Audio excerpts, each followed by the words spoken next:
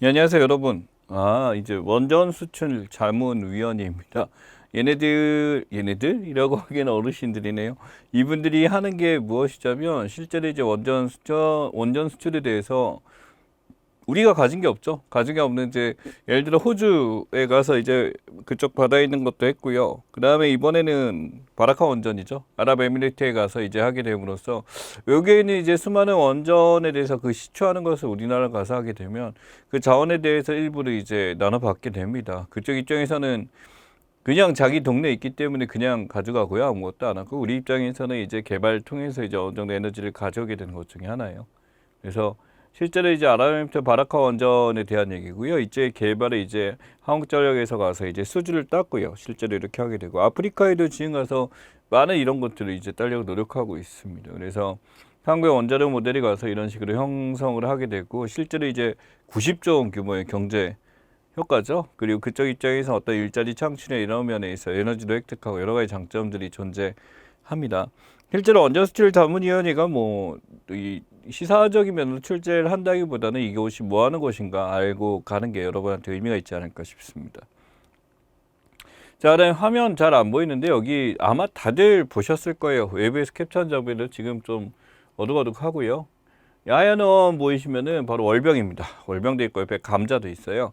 이게 바로 뭐냐면 이제 조선 구마사인데 그 세종이죠. 조선 초기에 실제 뭐 세종이 가서 여기서 뭐 이 사람들과 협상을 하고 얘기했는데 이게 핏단이죠. 그 핏단 거의 알 이제 삭힌 거 그거부터 시작해서 완전히 중국식 음식을 마치 한국의 고유 음식이냐 보여주게 된 모습이었습니다. 이게 참 씁쓸했어요. 씁쓸한 게 뭐냐면은 지금 우리나라의 대부분들 만들어지고 있는 것들이 어떤 중국의 자본들이 들어와서 이뤄지다 보니까 빈센조에서도 그 중국 비빔밥을 한번 먹었었죠.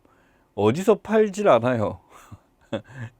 그러니까 완전히 이게 뭐냐면 중국 겨냥이죠. 그쪽에 PPL이 들어서 하게 되고 비용 자체가 아마 급이 달랐던 것 같아요. 그래서 거기서 이제 들어오게 되고 비단 이게 이 조선구마사는 이 두 번 만에 2회 만에 이제 폐지가 이루어졌고 이후에 거나 아예 성취를 안 했습니다만 이후에 이제 이런 드라마들이 많이 만들어지고 있는 게 현실이에요. 그래서 지금 이거죠. 예, 지금 보면은 TVN에서 중국 제작 간 떨어지는 동거 같은 경우도 그쪽에 이제 있었던 소설 갖고 만드니까 이렇게 되기도 하고 설강 같은 경우도 마찬가지지만 민주화 운동에 대해서 마치 남과 북에 대해서 하나 돼서 뭐 이렇게 되는 것도 있고요. 애시실르 같은 경우는 한중 국가원수가 한 여자를 두고 전쟁까지 벌일 수 있는 이런 거. 잠중록도 마찬가지. 그러니까 지금의 중국 자본이 우리나라에 들어오게 되면서 지금 다양한 드라마나 우리 쪽에서 볼 수 있는 것들이 이렇게 되는데 이게 OTT죠. 넷플릭스나 이런 데 올라가게 되면서 한국 사람이 보는 것과 중국 사람이 보는 거는 급이 다르죠. 거기에 대한 구매력도 차이가 있기 때문에 지금의 이제 중국에 대한 반중 정서가 강화된 입장에서 이런 드라마들이 이게 나온 거에 대해서 굉장히 이제 불만을 많이 품고 있는 상황입니다. 자, 우리 시사에 나와 있는 거는 이건데 지금 보시면은 뭐 DOI 보시면 이무기도 있고요. 괴물도 아마 기억나실 겁니다. 그 모양. 그다음에 킹덤. 이 어떻게 보면 좀비도 하나의 크리처에 해당하죠. 신이 만든 어떤 괴이한 생명체 같은 거.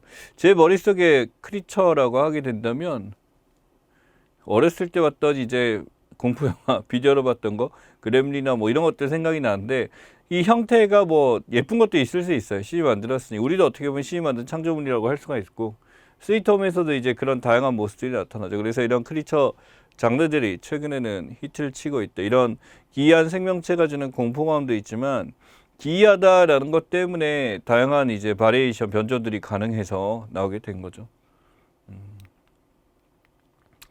방송통신위원회 세이프넷 등급 기준 우리나라는 그래서 이런 방통위에 대해서 이런 역사 왜곡이나 이런 거에서 어떻게 잡아야 될까라고 하는 것 중에 하나인데 4등급이 굉장히 높은 거예요. 0등급 문제가 없는 거죠. 성행위 없고 노출하고 폭력 없고 비속 없고 그러면은 이제 그 연소자 관람가가 되는 거죠. 이제 아이들도 볼 수 있는 구분 없이 볼 수 있는 거고 노출 복장이 경력화인 격투, 일상 비속, 흡연 조장, 음주 조장 이런 것들이 있으면 이제 점점 높아지게 되다가 부분 노출, 차기 상태의 성적 접촉 나와 있습니다. 그래서 이러한 것들이 나타나게 되면 이제 급이 높아지게 되게 되면서 이제 그 방통위에 검시를 받게 됩니다.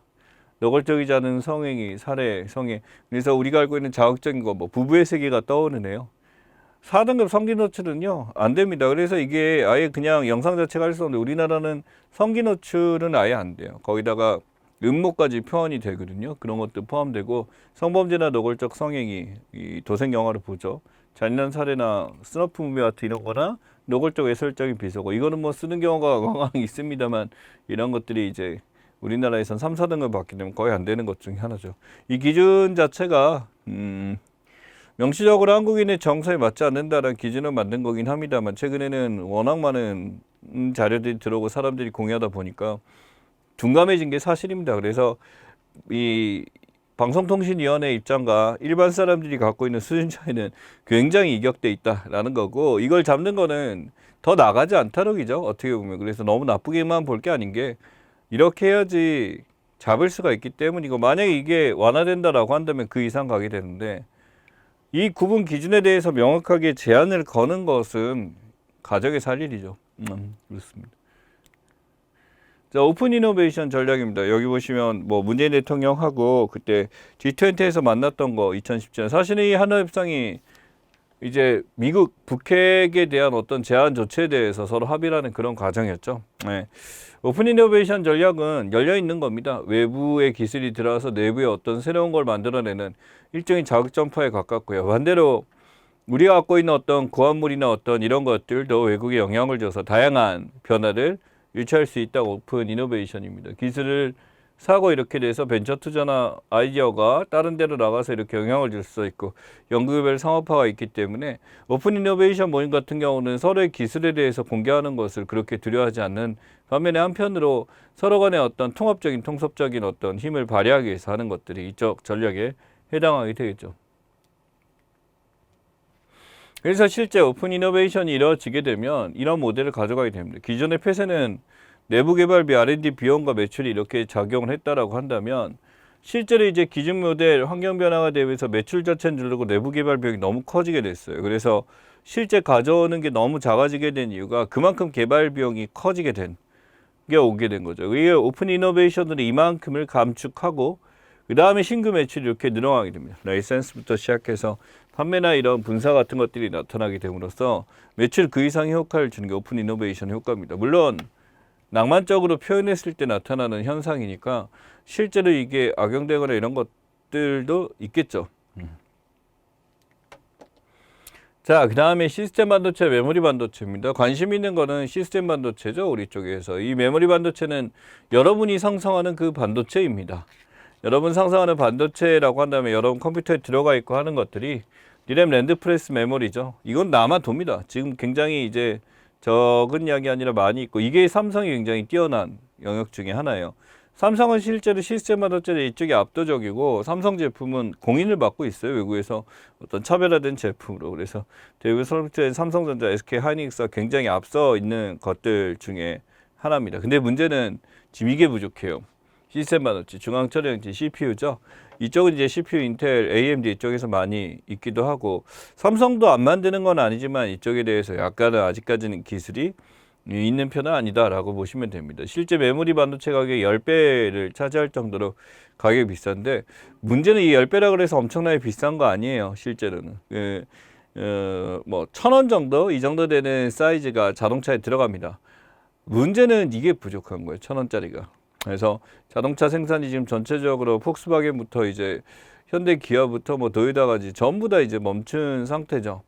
바로 이 시스템 반도체의 품귀인데 왜 품귀인가요? 왜 없나요? 라고 하게 된다면 이 CPU가 들어가는 것 중에 기본 CPU도 있지만 가장 성능이 쓸만하고 이런 것들 바로 그래픽 카드입니다. 이 그래픽 카드가 왜 이렇게 품귀가 되나? 비트코인 열풍이죠. 채굴하기에서 그런 최고의 컴퓨터에 최고의 그래픽 카드를 집어넣고 이걸 채굴하는 컴퓨터를 돌리다 보니까 미국은 이제 뭐 이게 말도 안 될 정도로 심화했으면 중국이 이제 달려들기 시작하면서 중국의 어떤 전력량 부족까지 일어날 정도로 사람들이 비트코인에 열광하게 된 이런 상황이 나타나게 되겠죠. 그래서 이 굉장히 품질 좋은 그래픽 카드의 비용은 굉장히 비싼데 비쌀수록 이제 그만큼 채굴도가 높아지고 속도가 빨라지게 되니까 이 그래픽 카드 풍경사 나타나면서 이제 컴퓨터 부품에 대한 차질 공급인데 이게 연쇄적으로 지금 이러한 자동차 생산에까지 영향을 미치게 되는 말도 안 되는 상황이 나타났습니다. 그래서 반도체 대란이라고 부르죠. 현대차 생산을 멈추기도 했고요. 그래서 미국에서는 바이든이 이제 불러서 전체하고 이제 이 반도체 생산에 대해서 필요한 나라들, 가능한 나라들을 이제 불러서 대만하고 우리나라를 불렀어요. 이게 뭐냐면 중국 편들래, 미국 편들래 가는 외교적 차원의 문제입니다. 당연히 어떤 협의가 오갔는지에 대해서는 뭐 구체적으로 나오지 않았지만 미국은 당연히 우리나라의 다양한 반도체에 대한 수주에 대해서 또 자체적으로 생산하는 거에 대해서 많이 했었죠. 왜 미국은 스스로 안 만드냐라고 한다면 이게 반드시 자기네가 다 만드는 것도 이득이 아니라는 것도 있습니다. 그래서 다변화시키는 게 더 나을 수 있다는 것 때문에 이렇게 되는 거고요. 반도체라는 특성 자체가 또 가격 변동이 낸드 펠러시를 보게 되면 굉장히 변동이 심합니다. 변동이 심하고 이게 처음 만들었을 때와 1년이 지나고 났을 때 그 수명 주기가 제품 수명 주기가 매우 짧은 것 중에 하나이기 때문에 함부로 들어오지 않는 이유도 있습니다. 실제 반도체 공급 때문에 불떨어진 차업계입니다. 현대차, 기아 지금 재고 없고요. 생산 멈춰야 된다. 그리고 몇 가지 제품들에 대해서 잘 안 나가는 제품군들은 닫았습니다. 폭스바겐도 마찬가지 순차적 감산 들어갔고요. 한국제는 50% 감산, 포드도 이제 2개 공장, 1개 공장 가동 중단됐습니다. 지금 난리죠. 차량 생산 자체가 지금 거의 다 떨어지게 된 이유가 다른 재료가 없어서도 아니고 뭐 가격이 싸져서 비싸져서도 아니고 지금 사겠다는 사람들은 줄을 선 상황에서 이 작은 부품 하나가 지금 큰 문제가 되고 있다는 거 현실입니다. 자, 팬데믹 온실가스 얘기네요. 온실가스 보게 되면 대기층 이제 이 안에 알베도라고 해서 30%의 열이 유지가 돼야 되는데 문제는 이제 태양열이 들어왔다가 나가지 못하고 반사돼서 되돌아오는 것 중에 하나입니다. 온실가스 분자에 부딪혀서 이산화탄소 이 짙은 층에 부딪혀갖고 열이 바깥으로 분출되게 다시 돌아오다 보니까 원래 적당하게 나가는 양 들어온 양 똑같아야 되는데 들어온 양은 많은데 나가는 양이 없는 거죠. 그래서 이 안에 열이 높아지게 된 것이 지구 온난화에 대한 얘기입니다. 10년 단위로 거의 평균 0.5도가 올라간다라고 하는데 이거 0.5도 정도면 이런 생각을 하시면 안 돼요. 이게 끔찍합니다. 전 세계 0.5도 열량이 높아진다라는 건 말도 안 되는 건데 바로 이겁니다. 100년간 0.5도 10년이니까 실제로 이제 10년이 되게 되면 5도씨가 올라가게 되면 해수면이 10에서 24cm가 올라가요. 해수면 10에서 24cm, 20cm니까 뭐 이 정도 별거 아니네요. 수많은 나라가 잠기게 됩니다. 그래서 지금 이게 굉장히 크고 이산화탄소 축적되고 빙산이 녹게 되면서 이렇게 되고 퇴적층 상승하게 되고 쌓이는 거 커지고 되고 해변가가 사라지죠. 해변가에 있는 모래사장이 전부 다 잠식돼 사라지게 되는 이런 것도 나타날 거고요. 그래서 이제 다양한 데서 이제 이 온실 효과에 대해서 다양한 해법들을 찾으려고 노력을 많이 하고 있습니다. 가장 기본은 이것을 이루고 있는 이산화탄소층을 이제 생성하지 않도록 화석연료 이제 적게 쓰자라는 얘기 많이 나오고 있죠. 그래서 전기자동차의 생산이 박차를 강하는 이유가 바로 거기에 있습니다. 그래서 이걸 논의하는 협의체가 지금 글씨 뭐 짜잘하게 나와 있는데 모든 사례를 다 집어넣다가 이렇게 됐습니다. 여기 보시면 몬트리올 의정서 있죠. 이것도 이제 다시 한번 페이지 개정서를 통해서 이 온실가스를 막기 위해서 이렇게 있고요. 이 온실가스를 막는 거에 대해서 또 다른 것들 여러 가지 많이 있습니다. 기후변화 협약도 있고요. 그래서 기후변화 협약 교토의정서도 있고 탄소 감축 법안도 있고 다양한 협약들이 있으니까 여러분들이 이제 몬트리올 의정서만 보지 마시고 다른 것들도 한번 기후변화 협약을 검색하셔서 찾아보시는 게 좋습니다. 자, 동학개미입니다. 이것도 거의 뭐 매달 나오는 사례 중에 하나죠. 로빈훗 미국이죠. 예, 그리고 중국에도 있고. 이 다양하게 이 동학개미들은 자본이 크진 않지만은 이 사람들이 가지고 있는 밀집을 하게 될 경우 어떤 세력의 힘이나 공매도의 힘을 이겨낼 수 있을 정도로 하는 존재들입니다. 안달새 주식 투자 경험이 있다라고 얘기할 정도로 동학개미들이 모여서 엄청난 힘을 발휘했는데 가장 큰 주식이 삼성전자였죠. 그래서 이 공매도가 5월달 되면 다시 들어오게 됩니다만 이제 5월달 다시 개정됩니다만 그 이전에 이제 이걸 막게 됨으로써 동학개미들이 이제 어떤 밀집된 힘을 보여줬던 사례가 많이 있었죠. 주식 투자에는 딴 거 없습니다. 수익 기대죠. 이득을 볼 수 있다라는 거고 코인이나 이런 거에 비해서는 확실히 안정성이 있다라는 생각과 함께 두 번째는 뭐 이게 도박이라기보다는 얘네가 이제 올라갈 거고 투자 가치가 있으니까라고 하는 거죠. 그래서 호기심에 따라 열풍에 따라 이렇게 되는 경우 동학개미들이 밀집되고 있습니다. 이전에 나왔던 미국의 게임스탑 사례도 어떻게 보면 비슷한 사례라고 볼 수 있을 거고요. 그래서 지금 이러한 것들이 하나의 상징성을 보여줬다라는 거, 동학개미라는 단어도 기억하시기 바랍니다. N번방 관련법 개정안입니다. 그래서 N번방 관련법 기존안에서 성착취 영상물이나 촬영물 이용 협박이나 불법 성장 촬영물 이런 것들에 대해서 전부 하게 되는데, 문제는 이런 것들이 이제 명시적으로 법이 없다가 법이 명시적으로 있는 데다가 형량이 굉장히 강합니다. 그래서 우리나라 같은 경우는 이제 N번방이라는 비슷한 사례에 대해서 이제 확실하게 잡겠다라는 거고, 이형방 1년, 3년 협박 강요만 해당되고요. 실제로 이제 상습범 되게 되면 2분의 1 가정되게 돼서, 이번에 뭐 조주빈이나 이런 케이스 같은 경우 법정 최고형까지는 안 갔지만 거의 20몇 년이나, 근데 법정 20몇 년이 거의 무기징역이라고 보시면 돼요. 그 다음 단계가.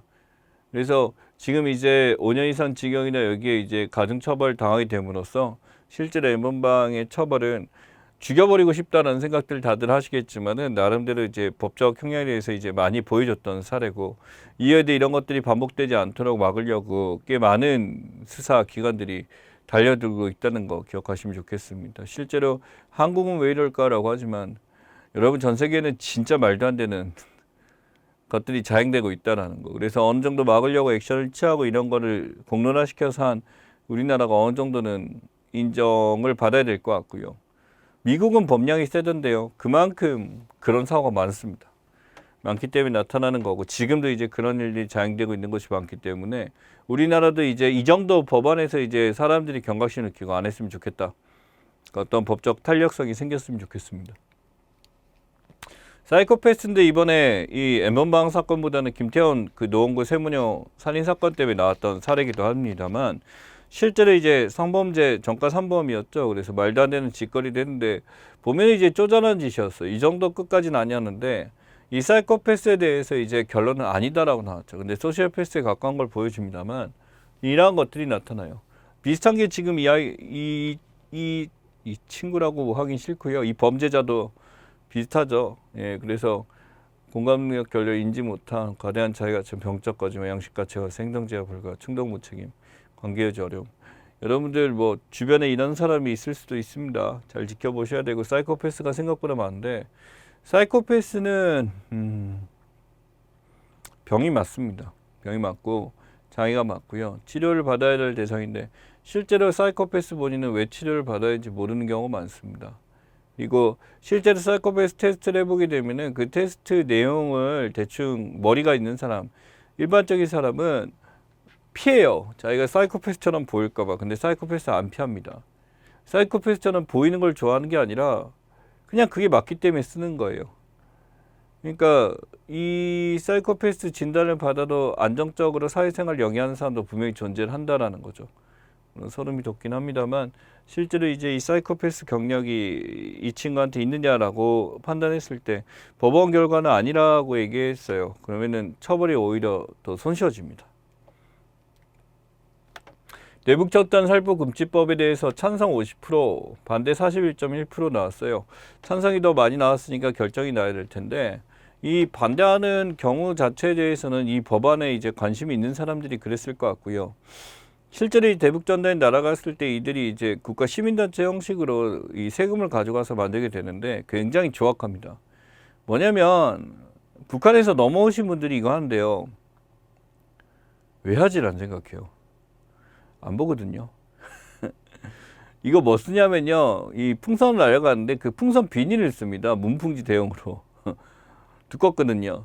예, 근데 이게 비용이요. 좀 과대돼가지고 이 대북전단에 대한 효과에 대해서 그쪽 입장에서도 되게 웃긴 거예요.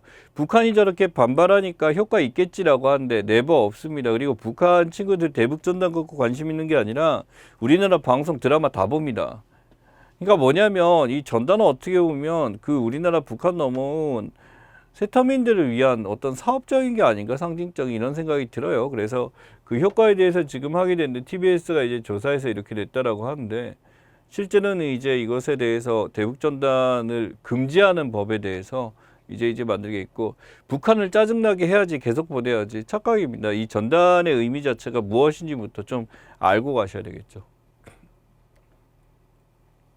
세계인권선언입니다. 세계인권선언 하게 되면 아까 우리가 전에 봤었던 블랙 라이브스 매터하고도 관련이 있을 수 있겠습니다만 전 세계가 이러한 그 세계 인권 선언에 대해서 소외받지 않은 나라들 어떻게 보면 이런 논의를 하고 있다는 것 자체가 우리나라는 세계 인권 선언에 대해서 어느 정도 이제 인정받고 잘 하고 있는 나라에 들어가죠.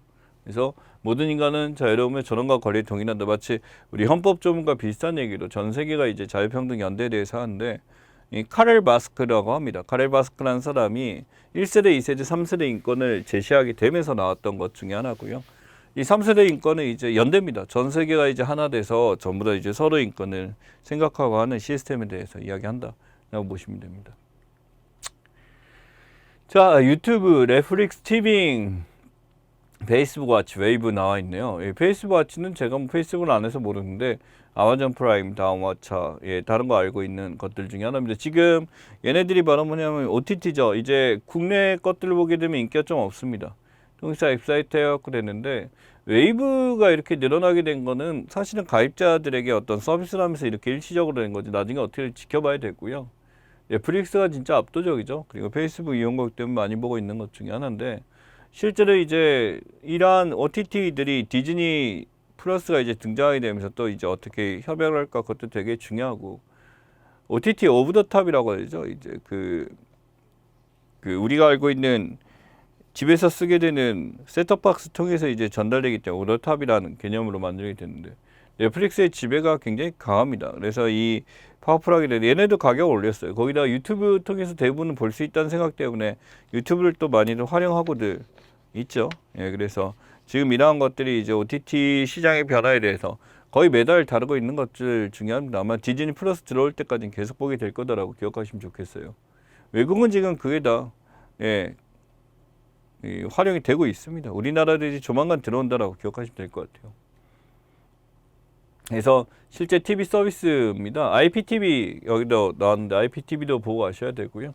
실제 이제 우리 집에서 보는 케이블 TV라고 하는 게 IPTV라고 알고 있는데 케이블 업체 있어요. 지역 케이블들이 있고 IPTV는 그보다 더 높은 단계 스마트 TV에 가깝죠.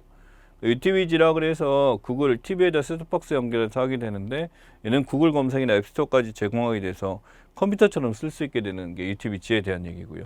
그 다음에 이쪽이 스마트 TV입니다. 이 스마트 TV 같은 경우는 실제로 이제 이 스마트 TV가 우리나라 삼성전자, LG전자에서 많이 하고 자체 방송이나 이런 것들 많이 하고 있죠. 그래서 역시 이것도 검색을 통해서 이제 쓸 수 있는 것들 중에 하나입니다. 자, 지금 이쪽에서 이 에티오피아에서 이제 자체적 내전을 통해서 여러 가지 사건들이 발생하고 있는데 문제는 이 티그레이 분쟁이 가지고 있는 문제는요. 바로 이게 누구 때문에 이루어졌냐라는 겁니다. 이 티그레이가 정부군 입장에서 얘네들이 대규모 군사작전을 하게 되면서 이 내전이 발생이 됐는데 이들의 어떤 반란에 대해서 내전을 막으려고 했었던 존재가 바로 노벨평화상 수상자죠. 아리스 아비죠. 그래서 이 아마드 아비 총리가 총리가 이제 했었던 이제 발언들을 보게 되면 평화상을 통해서 아프리카의 분쟁을 많이 해결했다고 알고 있는데 막상 그 자기네 국가에 대해서는 굉장히 엄격하게 학살을 하고 있어서 평화상을 수상하고 거의 3주 만에 바로 시위가 있었을 정도로 내부적으로 문제가 많이 있죠. 그래서 티그레이 분쟁을 기억하시고 노벨 평화상 수상자가 아비 아흐메드 알리도 있으며 드니 무케게 2020년에 누가 받았냐면 식량기구가 받았어요. 세계 식량기구 WFP죠. 그러니까 어떤 이런 노벨 평화상의 대상은 사람만 받는 것이 아니라 단체도 수상이 가능합니다. 그래서 이게 이렇게 핵무기 폐기 군제운동 이런 식으로 줄 때도 있어요. 대화기구 이렇게 줄 때도 있고 어떤 평화에 기여를 했다는 데서 이렇게 주고 있는데 아비 아흐메드가 받은 거에 대해서는 논란이 많이 되고 있다는 거. 그래서 실제로 2020년 수행을 받았던 게 바로 여기입니다. WFP, 그렇죠? 세계식량기구. 자, 그 다음에 바로 한국판 뉴딜이라고 부르죠. 이제 이 스마트 산업단지입니다. 스마트 그린 산업단지에 대해서 스마트 에너지를 만들어서 에너지도 자급하고 노설비 이제 제재조도 하고 크린 팩토리하고 생태산업 하게 되는데 일자리도 늘어나기도 하지만 환경 친화적으로 하기 때문에 자체적으로 에너지 생산해서 하지만 굉장히 장기적 플랜을 만들어야 되죠. 그래서 우리 정부에서 지금 투자를 하는데 실제로 결실을 보는 거는 거의 뭐 5년에서 10년 이후가 될 겁니다. 그래서 이러한 것들을 스마트 그린 산단을 만들어서 하고 있는 것 중에 가장 대표적인 데가 새만금이죠. 그래서 새만금에 지금 자체적으로 이제 재생에너지 종합 실증을 하게 되고 만들어서 그린스토어 복합단지니 자율주행차 투어버스니 하면서 만들면서 굉장히 올리려고 하겠습니다. 조력발전소도 있고 풍력발전소도 있고 어떤 우리가 갖고 있는 대부분의 어떤 자연 친화적인 에너지를 생산하는 시스템들을 구축하려고 하고 있습니다. 자, 반의사 불벌죄 때문에 있고요. 친고죄라고도 있는데 반의사 불벌죄. 피해자가 처벌을 원하지 않으면 처벌할 수 없습니다. 이거 재판 도중에도 가능해요. 이제 피해자 입장에서 안 하겠다라고 하게 되면 어차피 그 사람 입장에서 하는 거니까 그렇고요. 피해자가 고소를 해야 공소를 제기할 수 있는 범죄는 친고죄에 해당하게 됩니다. 근데 반의사 불벌죄는 이 반의사가 처벌을 원하면 처벌할 수 없는 범죄 사례에 해당하게 돼요. 그래서 이 피해자의 의사 표시에 따라 처벌이 가능하다라는 것에 대해서 처벌이나 아닌 게 가능하다는 게 둘의 특징이고요. 차이점 피해자 고소 시 수사 기소 가능 여부가 가능한데 얘네들은 가능합니다만 얘네들은 안 되죠. 그래서 이 고소 자체에 대해서 이제 합의에 대해서 이제 얘기하게 되면 반의사 불벌죄가 지금 최근에 많이 나오고 사례에 대해서 기억을 하시면 좋겠습니다. 스토킹이죠. 이 스토킹 처벌법에 대해서 기억해야 될 게 이 스토킹을 경범죄로 집어넣었어요. 근데 최근에 이제 그 사건들 김태현 사건부터 시작해서 다양한 스토킹에 대한 범죄들을 봤었을 때 큰 문제들이 많이 나오고 있죠. 그리고 성별에 대해서 한국여성정치연구소에서 지금 이루어졌습니다만 여전히 위험한 가해자는 남성들이 맞습니다만 여성들의 스토킹도 지금 꽤 많이 늘고 있다는 것도 알려져 있고요. 실제로 어떤 우리가 알고 있는 성범죄나 기타 범죄들이 처음에는 스토킹으로 시작돼서 이루어지게 됩니다. 그래서 이 스토킹 처벌법에서 강화된 건 너무나도 당연하게 지금 이런 것들이 있고 자신들의 정보 노출에 대해서 매우 조심해야 된다는 거 잊으시면 안 되겠습니다. 자, 그래서 이거는 지금 이제 미중 인권부제에서 나왔던 사례네요. 바로 이 마그니츠키 법이라고 합니다. 이 내부고발자죠. 내부고발자가 이 투어크 의문사를 당하게 되면서 마그니츠키 법안에 대해서 만들어진 사례가 있습니다. 이제 이 위그러즈 인권 탄압에 대해서 나왔고 미국에서 이번에 할리우드에서 감독상을 받은 중국계 미국인도 중국에서는 그 얘기를 하지 않죠. 왜냐하면 반중국 친사이기 때문에 아예 언론을 통제해버리는 그런 모습을 보여줬죠. 똑같이 마그니츠키 법 같은 경우 이제 전 세계에 대해서 어떤 문제가 있는 정부나 이런 것을 알리는 것에 대해서 보호해줄 필요가 있다라는 겁니다. 실제 이 위구르족이 갖고 있는 탄압에 대해서 지켜봐야 될 게 위구르족 그 자체가 문제가 있다라는 것을 한번 중국 입장에서 볼게요. 바로 이 위구르족을 통해서요 중동이나 기타 등등 이 천연가스 가음부터 성유환까지 이쪽이 다 옵니다. 이 위구르가 만약에 독립을 하게 되면 이러한 사용되는 모든 관자체가 위구르를 통해서 오기 때문에 비용적인 문제도 발생할 거고 당연히 분쟁이 있을 수밖에 없게 되죠. 성유관, 천연가스 파이프 같은 것들, 그렇죠. 이런 것들이 성유관들이 여기 위치해 있다 보니까 이 위구르 자치구에 있는 지역을 중국 입장에서는 절대 포기할 수가 없습니다. 당연히 이러한 신장에 대한 압박이 이루어질 수밖에 없겠죠. 임대차 3법입니다. 전월세, 시거제, 전월세, 상한제, 계약갱신 청구권이 있는데 김상조 후보자가 정책실장이 다운되게 된 이유기도 하고 비단 이게 내부적으로 많이 문제가 됐었죠. 박주민 의원도 이제 문제가 됐었고 실제로 이제 여권에서 많은 인사들이 이것 때문에 다운이 됐습니다. 임대차 3법 같은 경우는 실제 발의한 사람이 박주민 의원인데 본인이 이제 여기에 대해서 걸려버린 바람에 지금 이미지가 많이 안 좋아진 건 사실이고요. 전월세 상한제도 있고 계약갱신 청구권 같은 거 있습니다. 2년차 계약하게 되면 자동 연장에서 2+2, 2+2+2 무한 연장 등 법안이 다양하게 있습니다. 그래서 말을 하지 않게 되면 자영으로 연장되는 게 가장 일반적이고요. 전월세 신고제 같은 경우 30일 내 반드시 여기에서 신고를 해야 됩니다. 월세 같은 경우는요. 사실 어떤 소득에 대해서 소득 절세가 굉장히 많이 되기 때문에 부자들 중에서도 월세를 하는 사람 꽤 많이 있습니다. 자, 이사대책 주요 공급 법안 나와 있죠. 대도시권 내 주택 공급해가지고 공공주택 복합사업 정비사업 주택 공급 대부분들이 어떤 주택 공급 중심으로 맞춰졌습니다. 즉 집값이 올라간다는 것에 대해서 접근 자체가 공급이 부족하다는 걸로 보기 때문이죠. 그러니까 서울 소형 아파트가 7억 7천이 넘어갔기 때문에 이제 어떤 근처 신도시나 이런 데서 이런 걸 만들어서 하게 되는데 문제는 이제 청약 시스템 자체가 로또 형식으로 되다 보니까 실제로 이런 공급 자체가 하더라도 실효성을 보는 경우가 매우 드물다라는 얘기가 문제가 되고 지금 정부의 부동산 대책은 비판을 많이 받고 있는 게 사실입니다. 백신 여건이죠. 이 백신 여건 뒤에서도 한 번 더 이제 주요 이슈로 다루게 될 겁니다만 영국은 백신 여건 시범 도입했고요. 이스라엘 녹색 여건. 녹색 여건은 원래 그린카드라 그래서 미국에서 원래 쓰고 있었던 이주민들에 대한 그런 건데, 그래서 이스라엘 썼고요. 컴패스나 디지털 스페이스 하고 있습니다. 한국은 예방접종 증명서라 그래서 서류 들고 다니는데 이제 여권을 도입하려고 하고 있죠. 그래서 블록체인 시스템 이용해 가지고 확실하게 이제 안정적으로 관리할 수 있도록 하고 있습니다.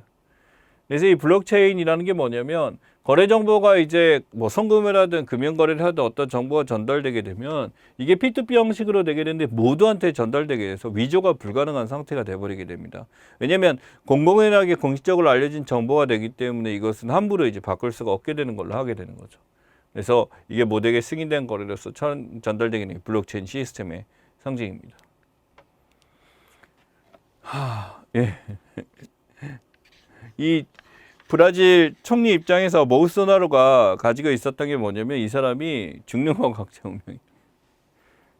이 사람 코로나 마스크 쓸 필요 없다고 했다가 코로나에 걸렸던 대통령이죠. 그래서 난리가 났죠. 그래서 이 모우소나로가 된 이유도 어떻게 보면 굉장히 극우적인 사람인데, 트럼프 같은 사람이 왜 됐나요? 라고 한다면, 그 전에 이제 룰라가 부정부패가 있었고 문제가 있었다라고 해서 된 이유기도 합니다. 근데 문제는 그 룰라가 정말 문제가 있었냐? 그렇지 않다라는 거죠. 내부적으로 어떤 이제 실권하거나 문제가 있던 거에 대해서 전부 다 이제 바뀌게 됐습니다. 그래서 아닌 게 알려졌는데, 그 룰라가 멋있는 말, 명언이 많죠. 어째서 부자를 돕는 건 투자라 하면서 가난한 자를 돕는 것은 비용이라고 하는가. 굉장한 확장 정책을 하면서 사회적 약자를 돕는 복지 정책을 구가했었는데, 이게 브라질에서 굉장히 센세이션을 일으킨 건 사실입니다만, 그 당시 실효를 겪었냐라고 한다면 좀 애매한 상황을 겪게 됐습니다. 그래서 실권하게 됐지만, 지금 이 룰라에 대한 재평가가 굉장히 많이 되고 있죠. 그 대놓고 트럼프를 존경한다고 하는 지금 대통령보다는 훨씬 더 나은 선택이었을 겁니다. 자, 그 다음에 실제로 이제 사회공학적 공격에 대한 이용입니다. 정보를 수집해요. 그래서 관계를 형성한다는 공격 실행 들어갑니다. 바로 뭐냐면, 우리가 알고 있는 일반적인 해킹이나 크래킹과는 달리 시스템을 운영하는 사람 그 자체, 심리적 공격이나 이런 것을 하는 것을 사회공학적 공격의 사례다라고 보시면 됩니다.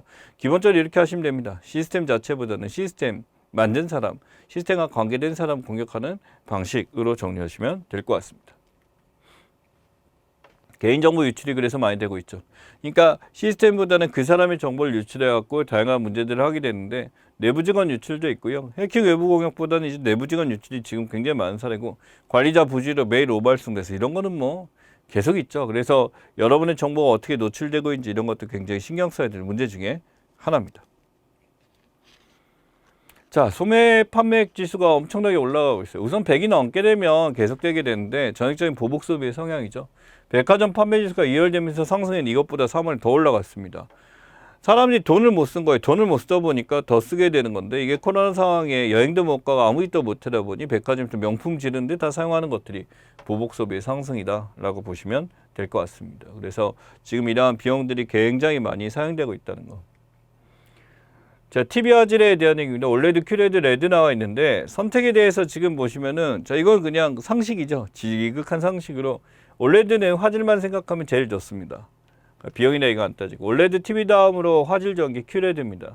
레드 TV는 왜 사냐면, 화질에 대해서는 이거보다 떠들 수 있는 가격 대비는 가장 효과적이다. 가성비가 매우 좋습니다. 그래서 돈 있으면 올레드 사는 게 좋은데, 레드 TV가 그냥 무난하다라는 거죠. 저도 이제 앞에 나오지 못했는데, 이 화질의 구분을 두 개를 놓고 보면 알지만, 집에서 이 화질에 대해서 우와 하면서 막 몇백만 원 더 주고 그걸 느끼기에는 제 눈이 막 눈인 게 다인 것 같아요. 그래서 실제로 이제 이러한 그 레드 TV들에 대한 차이에 대해서 한번 기억을 해보시고요. 예, 그래서 지금 이제 TV 같은 것들 올레드가 갑자기 잘 나온 게 보복 소비하는 상징으로 지금 나타나고 있습니다. 동아시아 영토 분쟁 지역 굉장히 다양하죠. 독도에 대해서 이제 싸우고 있으면 쿠릴열도 러시아, 일본 싸우고 있고요. 센가쿠 싸우고 있고요. 시사군도 싸우고 있고 난사군도 싸우고 있습니다. 이 중에서 이 센가쿠가 바로 지금 여기 있는 바로 이 나오이다오라고 부르고요. 조도라고 우리 이름으로 부릅니다. 여기 분쟁 자체가 이제 많이 싸우고 있는 것들 중에 하나죠. 이 영토가 어디 거냐라고 싸움 붙이게 됐을 때 분쟁하는 동안은 우리 게 아니더라도 사용할 수가 있으니까 좋은 거예요. 그래서 이 독도 영유권에 대해서 나타나는 문제도 있고, 시사적으로 꽤 중요한 문제니까 반드시 한번 찾아보시고 기억하시기 바랍니다. 동아시아 영토 분쟁 통해서 정리하는 거 매우 중요하다라는 걸 기억하세요. 어디하고 어디가 싸우는 것도 알아야죠.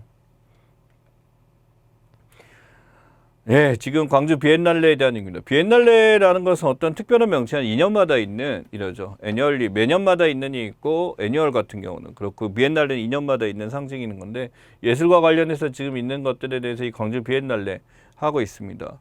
이제 가장 유명한 세 군데도 있겠으면 광주 비엔날레 같은 경우 여전히 어떤 광주만에 가지고 있는 상징도 있을 거고요. 그래서 세계예술잔치가 있는데 이게 코로나다 보니까 사실은 제대로 시행되기가 쉽지는 않았었습니다. 그래서 지금은 온라인 전시 위주로 진행되고 있는 게 맞고요. 예, 그래서 여전히 지금 비엔날레는 시행되고 있다는 거 아시면 좋겠습니다. 예술가들이 어떻게 평가받을 수 있는 살 길이죠. 그래서 실제로 이제 이 비엔날레에서 보여줬던 건데 이게 광주 비엔날레의 모습은 아닙니다만 덕수궁에서 이제 보여줬던 상징입니다. 그래서 실제 이 영상 자체가 이제 나왔을 때 건물이나 이런 데 화면을 비추면서 이렇게 되는 방식 중에 하나거든요. 그래서 실제로 이제 사람들이 갔었을 때 전시장에서 이제 봤던 것들도 있지만 외부적으로 보여있는 이런 것들이 굉장히 많습니다. 이게 미디어 파사드라고 부르는데 일본 같은 경우 생각보다 기술이 굉장히 발전해 있고요. 우리나라도 지금 이 정도로 표현할 정도로 뛰어납니다. 그리고 하나의 스토리를 담아서 보여준 건데 건물 외벽에다가 영상을 미쳐 이렇게 예쁘게 표현하는 것들 중에 하나죠. 자, 이 사유리의 비혼이 쏜 모습입니다. 자녀에게 대한 견해가 바뀝니다. 과거에서 결혼하지 않아도 함께 살 수 있다. 결혼하지 않고도 자녀를 가질 수 있다. 비혼에 대해서 충분히 가능하다. 계속상 30.7 가는데 아마 지금은 더 올라갈 겁니다. 그 다음에 59.7에 대해서 딩크족에 대해서 찬성한다라고 많이 있죠. 그래서 많이 논란은 되고 있습니다만 저야 이제 여러분한테 이것을 전달하는 입장에서 중립적 입장에서 말씀드려야 되는 게 원칙이긴 하겠지만 이것만큼 중립을 못하겠어요. 저도 결혼했고 저도 아이가 있습니다만 비혼해서 아이를 낳는 거는 본인의 선택이고 본인의 즐거움입니다. 그거 갖고 결혼을 반드시 한다든지 굴레적인 틀로 이제 묶어야 된다는 그런 꼰대 같은 얘기는 이제 안 해야죠. 그리고 윤리적으로 뭐 사회적 발전이니 한다고 하는데 그 말씀할 때마다 저는 깝깝한 게 그래서 발전을 많이 시키셨어요 라는 말을 드리고 싶더라고요. 물론 우리는 이제 두 가지 충돌이 있습니다. 다양한 가족 형태에 대해서 인정해야 된다. 실제 교과 과정에서 그렇게들 가르치고 있고요. 다양한 형태 다 인정하고 있고 사유리가 줬던 건 진짜 이거는 엄청난 사회적 파장이었고 그 사람이 잘못한 거 1도 없습니다. 저는 정말 응원하는 것 중에 하나고요. 그래서 실제로 이제 사회로 총선 후보자들 보게 되면 다양한 의견을 꺼냈죠. 여성 후보들이 많이 나왔었잖아요. 예, 사비운동 지향한다, 이거 안 된다라고 했었는데 이게 이 사회적 인식인데 이거 결혼 출산을 여성이 해야 된다는 전제가 하는데 절대 아닙니다. 지금 여성들 보시면 이 여성의 의무 절대 아니고 선택이니까 그 여러분이 이겨야 될 대상 여러분 어머니 어머니가 말이죠. 주변의 시선 따위는 그 사람 보지 마세요. 그러면. 유아 여성의 일이란 낡은 시 반영 육아 주체에서 남성을 배제했다. 그래서 이제 뭐 뒤에 나오게 됩니다. 라떼파파에 대한 얘기도 있고 허수애비라고 부르죠 우리나라는. 예, 저는 오늘 아침에도 밥을 먹이고 왔습니다. 예, 몰래카메라 대책 같은 거 불법 촬영으로 불러야죠. 몰래카메라라는 어떤 재밌는 걸로 하면 안 되고 학교에서 이런 거 발생하는 자체가 아주 끔찍하다고 공기관 대학교도 많이 있으니까 조심해야 돼요. 예, 이런 것들이 이제 있는 것 중에 하나입니다. 그래서 각 이제 여성 후보들이 내세운 것들 중에 하나인데 기억을 하고 가시고요. 공기업과 민영화 기업의 부채 비율입니다. 실제로 공기업의 부채 비율은 엄청나게 크죠. 근데 이 부채를 무조건 나쁘게 보면 안 되는 것 중에 하나가 잘 생각해 보시면 이러한 부채 같은 것들이 그만큼 국민에게 돌아가고 있으면은 괜찮은 겁니다. 그러니까 부채 져서 국민들 대우해주고 이제 그만큼 서비스 해주는데 뭐가 나빠? 문제는 자기네들이 이제 보너스 잔치를 돌린다라든지 어떤 방만하게 경영돼서 나타났다면 당연히 지적을 받아야 되는 거죠. 반면에 민영화 기업 같은 경우는 부채비율이 굉장히 낮습니다. 그만큼 관리 자체에 대해서 잘 되고 있기 때문에 이게 하나의 상징적인 거다라고 말씀을 드리도록 하겠습니다. 그래서 실제 공기업과 민영화에 대해서 하는 것들, 이제 암정에 대해서 극복반은 나와 있죠.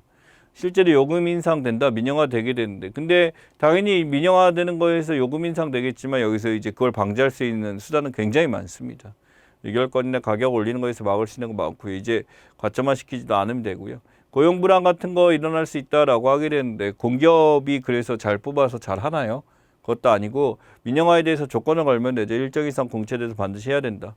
경제력 집중된다. 대기업으로 몰린다라고 하지만 국민주 방식 또 1인 소유주 골든주 같은 거에서 연구해서 막은 것도 있었고 증시 침체 같은 거 있었다라고 하지만 전환사채 다른 방식들 많이 막을 수가 있다는 거 기억하시면 좋겠습니다. 그래서 실제로 이 공개한 민영화에 대해서는 다양한 스토리가 나올 수가 있는데 이 민영화가 정답이다, 그렇지 않다라는 거에서 입장이 이제 자기가 어떤 포지션을 친다 해서 스탠스를 취하는 다양하게 나타날 수 있습니다. 그래서 양쪽의 입장을 다 기억하시고 보시는 게 좋을 거고, 아마 여러분들이 기업에 들어가게 됐을 때 이제 상호 토론이나 이런 거 하게 되면 잘 되는 주제 중에 하나니까 반드시 알고 가셔야 됩니다. 잠시 쉬었다가 그렇다면 퀴즈 하고 나머지 이제 몇 가지 시사 상식들 더 정리하고 가도록 하겠습니다.